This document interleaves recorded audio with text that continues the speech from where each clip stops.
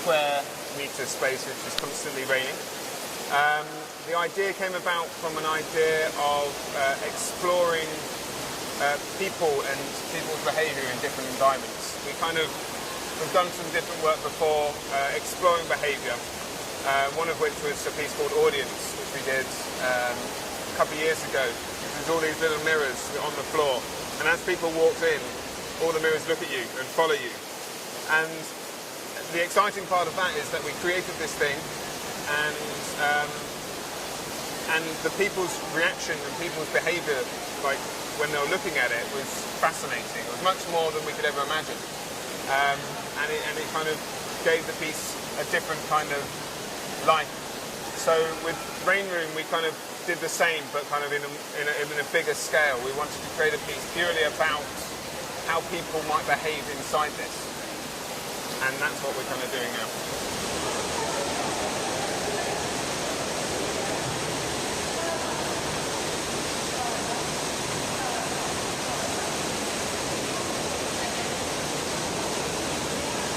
Well, we've got a number of sensors so that the installation is looking at itself permanently and detects the presence of the viewer, like us now. And when it sees that we're standing here, it switches off the rain above us and follows us around. So you're in this cocoon of dry, while around you the rain is switched on again and creates this curtain of water around you.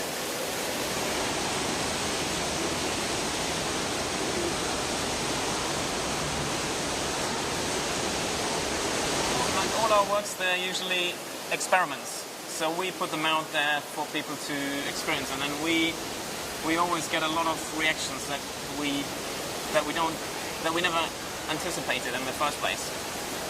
For example, we had actually a lot of people actually try to get wet in here, like they kind of like outsmart the system.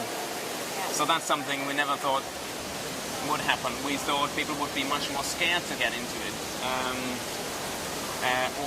or like many more would start to run, and then obviously you get wet. But you never know what you get.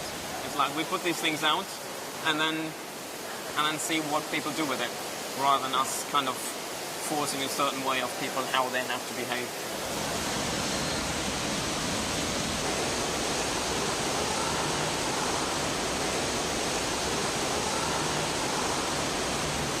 The studio has been interested in the idea of behavior, human behavior, swarm behavior, and their work has evolved from a place of experimentation, and it's a constant learning curve.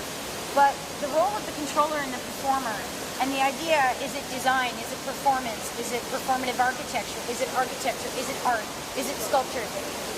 None of that really matters, because the overall sensation that's created is overwhelming and unforgettable. I mean, the wow factor that we experience in this Rain Room is unforgettable. I mean, this is really redefining and creating a whole new medium, which I'm calling performative architecture.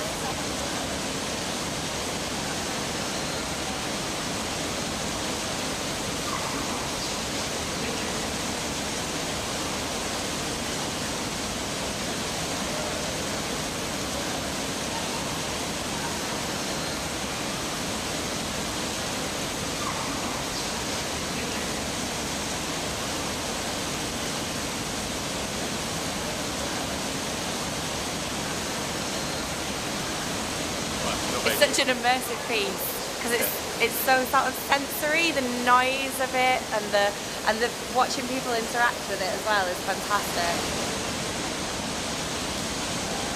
I love the rain. It was really clever.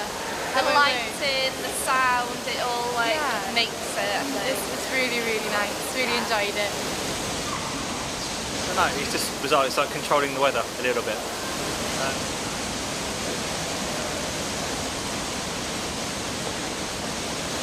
We were trying to like cheat it and like put our hands out really fast, but it still didn't work. We didn't get wet. It was fun. Yeah, it's weird when you're like looking out. It's like you're in and you're looking out, and yeah, it was good. It was fun.